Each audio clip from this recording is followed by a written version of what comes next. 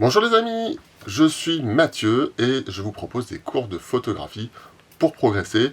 Si vous êtes dans la région de Saint-Nazaire, Pays de Loire, même Bretagne, je me déplace. Si vous avez besoin d'un cours, contactez-moi et ce sera avec plaisir que je vous ferai progresser. Ce mois-ci, je vais vous expliquer les déformations optiques du grand angle au téléobjectif. Alors la focale de référence, c'est le 50 mm. On dit qu'au niveau des déformations optiques, le 50 mm équivaut à l'œil humain. Alors, il ne s'agit pas du champ de vision à 50 mm. À 50 mm, ça équivaut à peu près à 46 degrés d'angle de vue. 46 degrés, c'est aussi la zone d'attention de l'œil, les endroits où notre œil va être attentif. Mais surtout, il n'y a pas de déformation due au grand angle, au téléobjectif. D'abord, la déformation du grand angle. C'est celle que l'on constate le plus souvent, le plus fréquemment. Quand on utilise un grand angle, on va voir que notre premier plan est plutôt imposant et plus exagéré que l'arrière-plan. La déformation du téléobjectif est un petit peu plus subtile, mais elle est présente, et la déformation des deux est directement corrélée. Quelle déformation se produit-il lorsque l'on zoome ou que l'on dézoome? En fait, ce qui se passe, c'est que à 50 mm, chaque plan dans l'image est à une distance qui équivaut à ce que constate l'œil humain. Cependant, quand on va user du grand angle, donc aller sur les 35, 24, 14, voire même des fois 8 mm, ce qui va se produire, c'est un effet d'éloignement des différents plans de l'image. Et à l'inverse, avec un téléobjectif, quand on va zoomer, on va être sur du 70, du 100, du 200, du 500 mm, on va avoir un effet de rapprochement des différents plans de l'image. Alors, sur la série d'images qui suit, je vous montre ce qui se passe quand on passe du grand angle au téléobjectif. J'ai essayé de cadrer toujours les deux mêmes murs de chaque côté, sauf sur la dernière, où vraiment ça devenait un peu compliqué, en me déplaçant très légèrement, et vous voyez que l'arrière-plan semble vraiment venir vers nous. On passe du grand angle où il semble très loin au téléobjectif où il se rapproche vraiment beaucoup. Mais encore, que se passe-t-il? Avec le grand angle, un autre effet qui va se produire, qui est indirect, c'est l'exagération du premier plan, et les objets qui sont au premier plan vont paraître plus gros que ce qu'ils sont vraiment. Alors, avec le grand angle, les objets situés proches de l'objectif vont paraître exagérément plus grands. Alors, ce n'est pas exactement l'effet direct du grand angle. En fait, ce qui se passe, c'est que si je mets ma main devant l'objectif, elle paraît énorme. Beaucoup plus grande que si je la mets loin. En fait, c'est comme si je la mettais devant mon œil, elle cache mon œil, et du coup, elle paraît plus grande, elle prend plus d'espace que quand je la mets loin.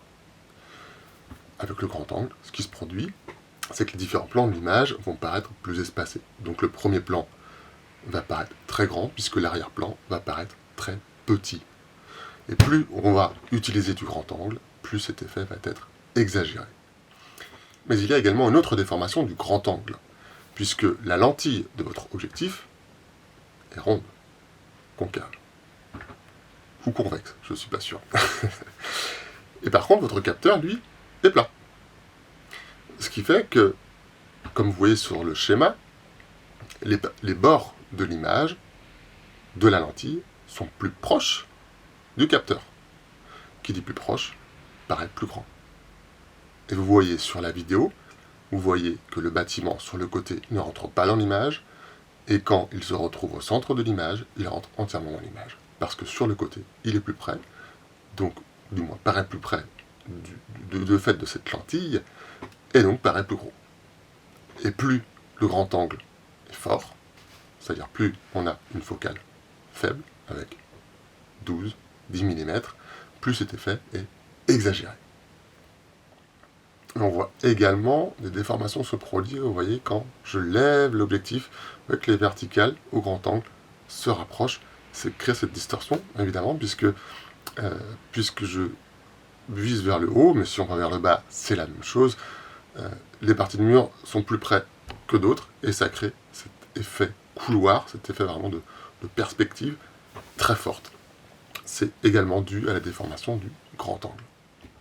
Et il y a aussi des effets très importants sur les portraits, puisqu'évidemment, un visage, quand vous le prenez de face, le nez est devant, les oreilles sont derrière, et vous allez également avoir une déformation qui va se produire, et au grand angle, c'est une déformation qui est très gênante.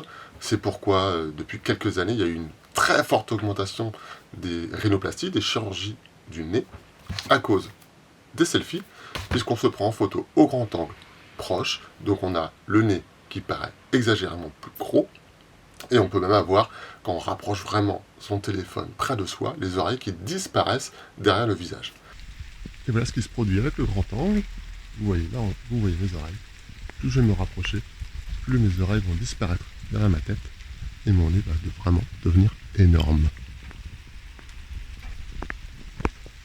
Donc ce qui se produit, vous voyez, sur cette série d'images sur un portrait, c'est vraiment flagrant, le visage est totalement déformé. Plus on va zoomer, et plus on va retrouver des proportions du visage plus agréables, et vous voyez même que l'arrière-plan semble venir vers soi, semble se rapprocher. Donc ça, c'est l'effet du grand angle, du téléobjectif, c'est donc l'écartement, le rapprochement des différents plans de l'image. Donc avec ça, vous pouvez aussi jouer et créer des effets. Écoutez, j'espère que cet épisode vous a plu, que vous comprenez un petit peu mieux le fonctionnement de votre zoom, des effets du grand angle, du téléobjectif, de ce qui se produit. Après, maintenant, il va falloir pratiquer un petit peu pour maîtriser tout ça. Vous allez pouvoir jouer avec ces déformations et créer des effets. Et ben moi, je vous dis au mois prochain pour un nouveau tuto. Et si vous n'êtes pas encore abonné à la newsletter, il y a le lien en description. Abonnez-vous, likez la vidéo, abonnez-vous à la chaîne, évidemment. Allez, à bientôt et bonne photo!